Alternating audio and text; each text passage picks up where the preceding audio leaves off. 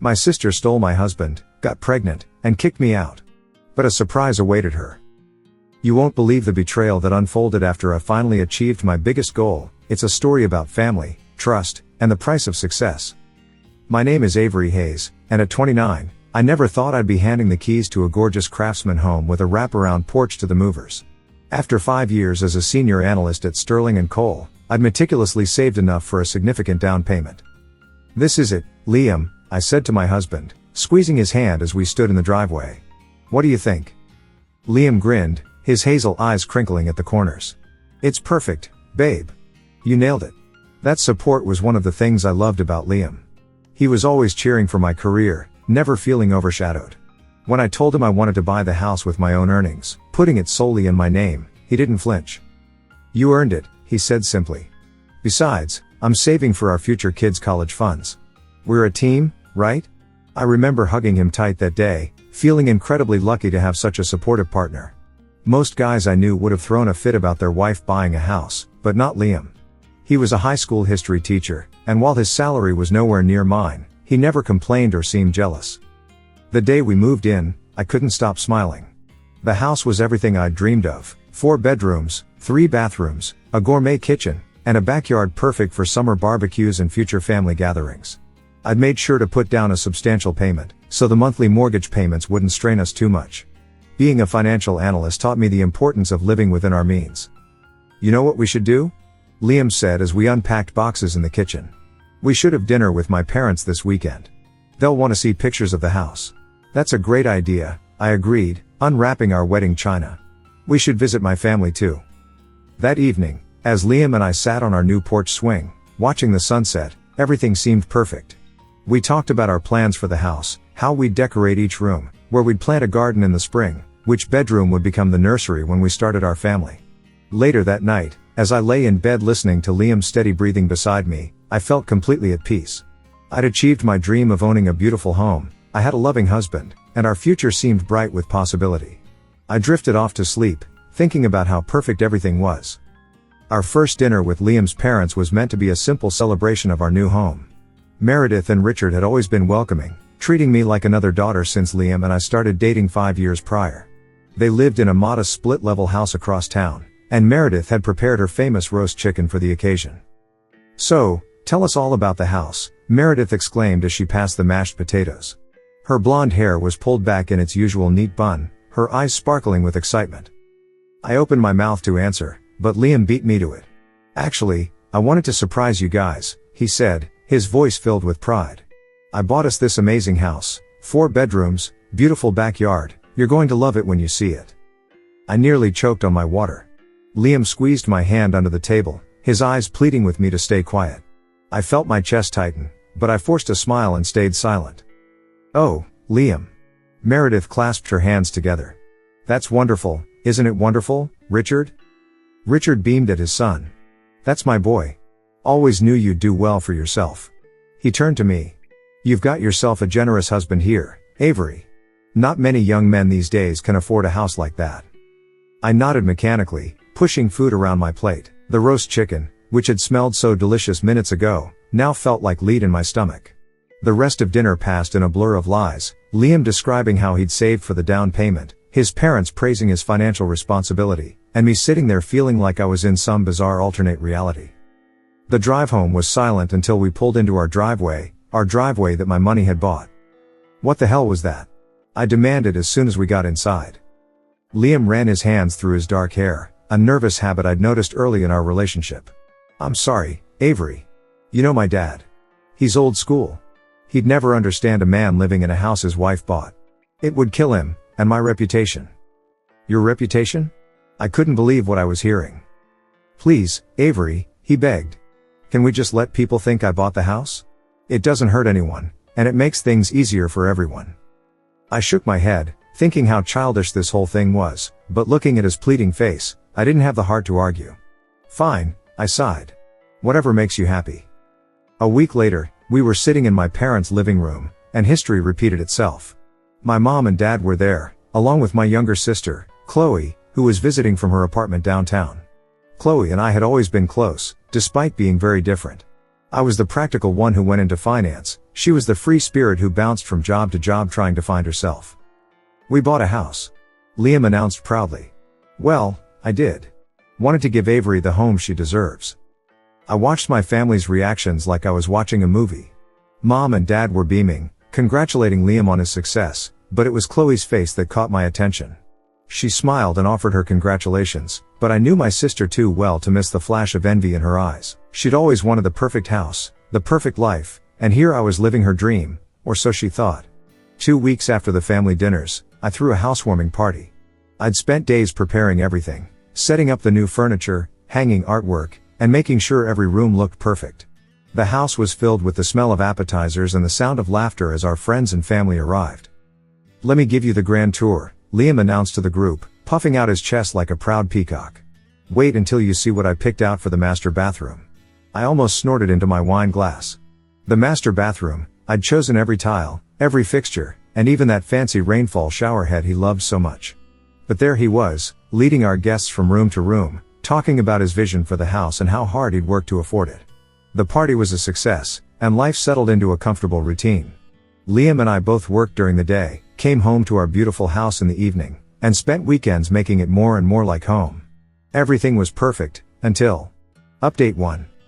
Exactly 6 months after the housewarming party, I was enjoying a quiet Sunday afternoon when the doorbell rang. I opened it to find Chloe standing there, her mascara running down her cheeks, her shoulders shaking with sobs. Chloe, what's wrong? I pulled her inside, genuinely concerned. My sister wasn't the type to cry easily. They cut my hours at work, she choked out, collapsing onto our couch. I'm barely making part-time now, and my rent. She dissolved into fresh tears. I sat beside her, rubbing her back like I used to when we were kids and she'd had a nightmare. How bad is it? I can't afford my apartment anymore, Avery. I need a place to stay. She looked up at me with those big, brown eyes we both inherited from our mom. Can I stay here, just until I figure something out? I hesitated. What about Mom and Dad's place? They have that spare room, she protested, wiping her eyes. Their house is on the other side of town. It would take me forever to get to work from there. Your place is perfect, it's close to everything, and you have all these empty bedrooms. I don't know, Chloe. Let me think about it. She nodded reluctantly, and I promised to call her later. Not 10 minutes after she left, my phone rang. It was Mom. Avery, your sister just called me crying, she said without preamble. You have to let her stay with you. She's family. That evening, I discussed it with Liam over dinner. Chloe needs a place to stay, I explained, pushing my pasta around my plate. She's in a tough spot with work. She should stay with us, Liam said immediately. We have the room, and she's family. It'll be fun having her around. I looked at him in surprise. Liam had always gotten along well with Chloe, but I hadn't expected him to be so enthusiastic about having a houseguest. A few days later, Chloe moved in. I helped her set up in one of the spare bedrooms, the one with the best morning light that I'd been planning to turn into a home office. The first few weeks weren't bad at all. In fact, they were surprisingly pleasant. I'd come home from a long day at the investment firm to find dinner on the table, not just takeout or simple pasta, but real home-cooked meals. The house was spotless, laundry was always done, and Chloe seemed genuinely happy to help. But then things started to change. It was subtle at first, so subtle that I wondered if I was imagining it. Here's your coffee, Liam, Chloe would say at breakfast, setting down his mug with a flourish. Black, with just a hint of sugar, exactly how you like it. Avery always makes it too sweet, doesn't she? Or she'd be folding laundry and comment, I noticed your shirts were always wrinkled before, Liam. A little extra care makes such a difference, don't you think? I tried to ignore it, but the constant comparisons were getting under my skin. One evening, after a particularly pointed comment about how she'd finally gotten the kitchen properly organized, I pulled her aside. Chloe, can we talk? I asked, trying to keep my voice level. These comments are making. She looked at me with wide, innocent eyes. What comments? About being a better hostess? About how much better the house is since I moved in? Chloe laughed, waving her hand dismissively. Oh, my God, Avery, you're being so sensitive.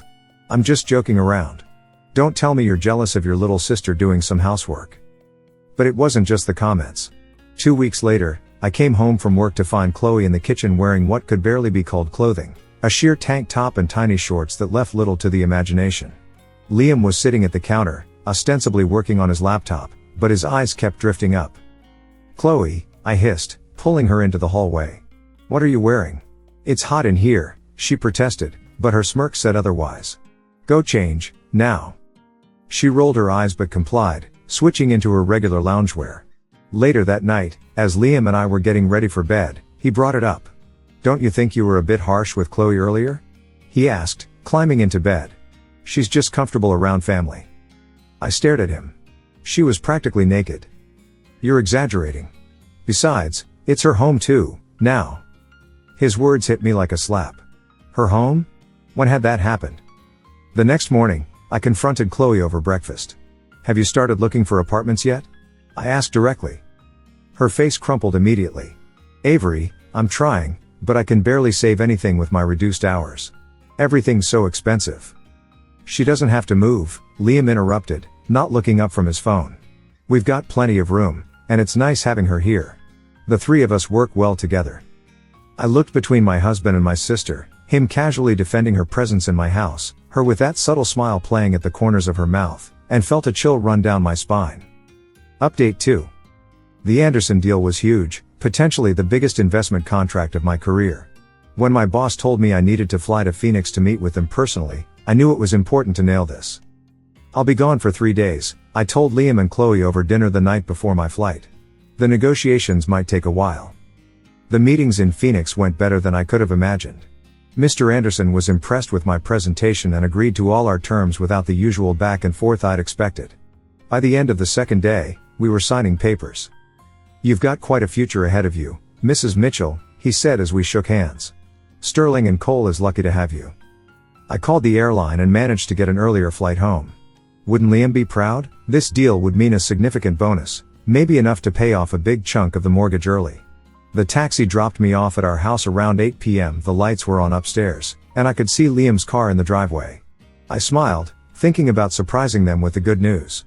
I unlocked the front door quietly, my heels clicking softly on the hardwood floors.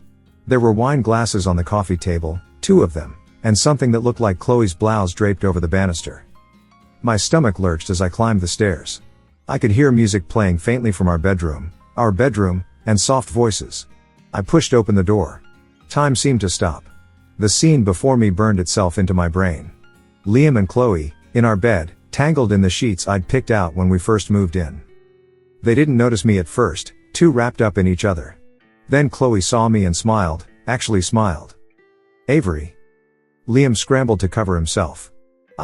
This isn't, I can explain." Chloe stretched lazily and got up, not bothering to cover herself. "Oh, don't bother explaining, Liam," she started, collecting her clothes from the floor. She was bound to find out eventually. I stood frozen in the doorway, my hands shaking. "How long?" My voice sounded strange, distant. "A few weeks now," Chloe said casually, pulling on her clothes. "We're in love, aren't we, Liam?" Liam looked like he might be sick.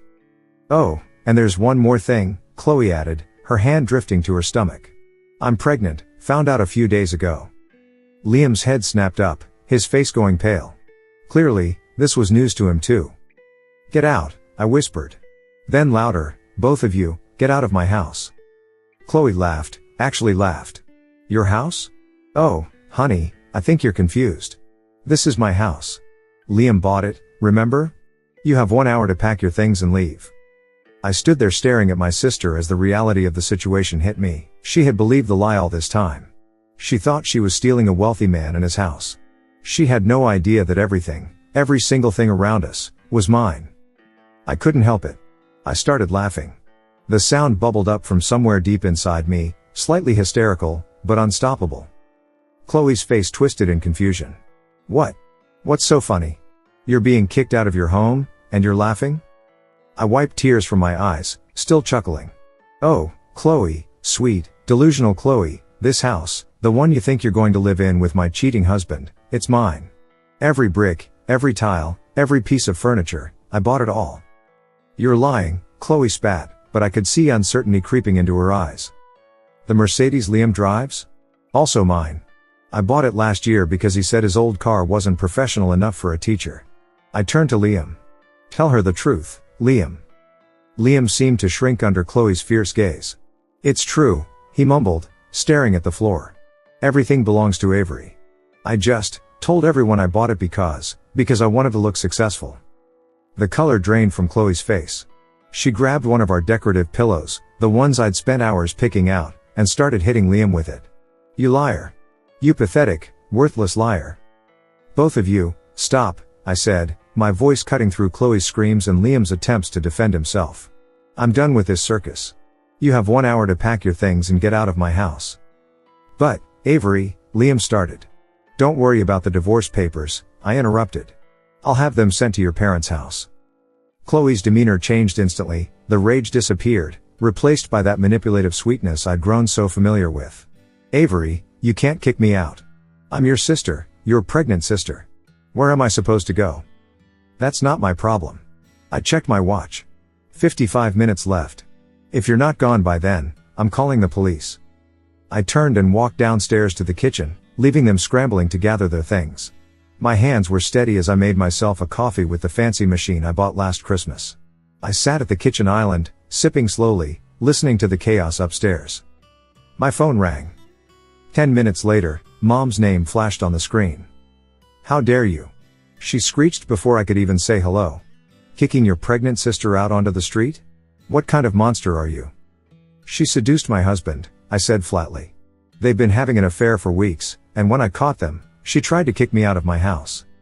There was a brief silence, then, well, maybe you should let them have the house. You're successful, you can afford to rent an apartment. Chloe's pregnant now, she needs stability. It would be the kind thing to do, letting them have the house. I sat there stunned by my mother's words. I don't want to have this conversation, I said, my voice cold. In fact, I don't want to talk to you at all right now. I hung up before she could respond. Staring at my reflection in the dark window, I barely recognized myself. But maybe that was a good thing. Maybe it was time to become someone new, someone stronger. The hour passed, both quickly and painfully slowly. Doors slammed, drawers banged, and the occasional sobs, Chloe's, I assumed, echoed through the house. Finally, they appeared at the bottom of the stairs, each carrying bags. Chloe's mascara was streaking down her face, but her eyes were hard when she looked at me. You'll regret this, she spat venomously. You think you're so perfect, with your big house and your fancy job. You'll end up alone and miserable. I didn't even bother responding. There was nothing left to say. I watched from the window as they loaded their bags into Chloe's beat-up Corolla. As they drove away, I felt a weight lift from my shoulders. I immediately turned off my phone, knowing what was coming, the calls, the texts, the family drama. I couldn't deal with any of it right now.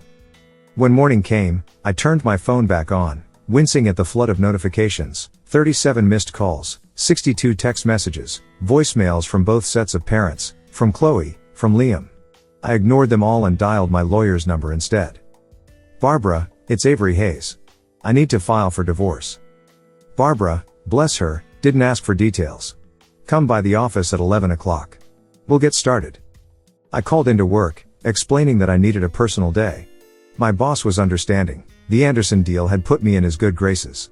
I spent 2 hours with Barbara, going over the details of the divorce filing, then headed home. I was fumbling with my keys at the front door when I heard voices behind me. I turned to find both sets of parents standing in my driveway. Mom and Dad looked furious, while Meredith was crying, and Richard's face was red with anger. How dare you throw them out? Mom demanded as they followed me inside. Your own sister. Your husband. You can't just kick a man out of his own house. The house he bought? I'd had enough. I walked to my home office, pulled out the folder of house documents I kept there, and returned to the living room. Actually, I said, spreading the papers on the coffee table. Let me show you something interesting. They gathered around as I pointed to the documents. Look at the buyer's name. Look at where the down payment came from. Look at who's on the mortgage. I watched their faces as realization dawned. This house, every penny came from me. The car Liam drives? Also mine. He didn't pay for any of it. But he said, Meredith stammered. He lied, I said simply. He told everyone he bought the house because he was too insecure to admit his wife was the breadwinner. He's been living off my success while pretending it was his own. That lying little ass. Richard exploded, his face turning even redder. I raised him better than this. After the in-laws left, Mom and Dad lingered. The documents were still spread across my coffee table, irrefutable proof of my ownership, but somehow, that didn't matter to them. Avery, you need to be reasonable about this, Dad said, using that rational parent voice that I remembered from childhood arguments. They're starting a family. A family? I laughed bitterly. You mean my husband and my sister's betrayal? Baby, don't be cruel, Mom snapped. That's your niece or nephew you're talking about. Think about the child's future. I stood up, my patience finally exhausted. Let me get this straight. My sister sleeps with my husband, tries to steal my house, and I'm supposed to just hand over everything I've worked for? You've always been selfish, Avery, Mom said, her voice trembling. Always thinking about yourself. When you were little, you never shared your toys with Chloe. This isn't about toys, Mom. This is my life, my home, my marriage. They destroyed everything. If you don't help your sister, Dad interjected, if you don't share what you have, we'll have no choice but to cut ties with you. I walked to the front door and opened it. Get out. They left. Mom's final words, you'll regret this. Your own family, ringing in my ears. I slammed the door so hard the windows rattled. The divorce proceedings were surprisingly quick, despite Chloe's constant stalling. I heard through mutual friends Liam never tried to claim any of the property, he knew better. He'd seen all the paperwork, knew every asset was in my name. Fighting would just waste money he didn't have on lawyer fees he couldn't afford. I threw myself into work, taking on more clients, closing bigger deals. The Anderson contract was just the beginning. I redecorated the house, erasing every trace of them, new furniture, new paint, new everything. The master bedroom, where I'd found them, became my home office. I couldn't sleep there anyway. Through social media, before I blocked them all, I watched their story unfold like a bad soap opera. They got married in a small ceremony at my parents' house. Chloe posted endless updates about her pregnancy, playing the role of glowing mother-to-be. She never missed a chance to paint herself as the victim, dropping comments about toxic family members and selfish sisters who abandon their pregnant siblings. The latest update, shared by a colleague who still followed her, showed her and Liam squeezed into my old childhood bedroom at our parents' house. The caption read, "Making the best of things, while cruel people live in luxury. But we have love, and that's what matters." I closed the tab without reading the comments. Let them play happy family in their borrowed bedroom. Let my parents coddle them and pretend their precious Chloe did nothing wrong. Let them all live in their bubble of delusion. Me? I'm doing just fine. The house is peaceful now, filled with only my things, my choices, my life.